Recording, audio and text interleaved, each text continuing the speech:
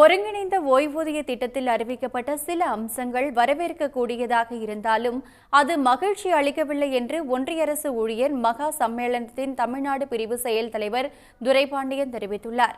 பழைய ஓய்வூதிய திட்டத்தை மீண்டும் நடைமுறைப்படுத்தினால் மட்டுமே ஒன்றிய மாநில அரசு ஊழியர்கள் பயன்பெறுவார்கள் என்றும் அவர் கூறியுள்ளார்.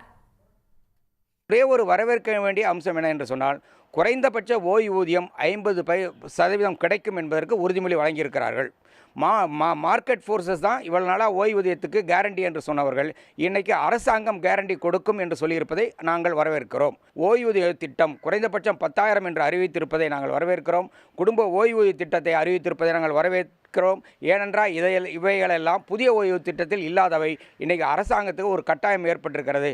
ஏற்கனவே 4 மாநில அரசுகள் பழைய ஓய்வூதிய திட்டத்தை அமுல்படுத்திவிட்டார்கள். இன்றைக்கி தேர்தல் வர இருக்கிற காரணத்தினால் 5 மாநிலங்களில் தேர்தல் வர இருக்கிற காரணத்தினால் வேறு வழி இல்லாமல் எங்களை அழைத்து இதை அறிவிக்க வேண்டிய ஒரு கட்டாயம் ஏற்பட்டிருக்கிறது. சில மாற்றங்கள் வரவேற்கத்தக்கதாக இருந்தாலும் கூட எங்களுக்கு மகிழ்ச்சி அளிக்கவில்லை. மீண்டும் பழைய ஓய்வூதிய திட்டத்தை கொண்டு வருவது ஒன்றுதான் எங்களுக்கு மகிழ்ச்சி அளிக்கிற செயல். இதன் மூலமாக மத்திய அரசு ஊழியர், மாநில அரசு ஊழியர் என்று சொல்லி கிட்டத்தட்ட 1 கோடி பேருக்கு மேல் பலனடைவார்கள். உடனுக்குடன் செய்திகளை தெரிந்து கொள்ள சன் நியூஸ் பெல் ஐகானை கிளிக் பண்ணுங்க.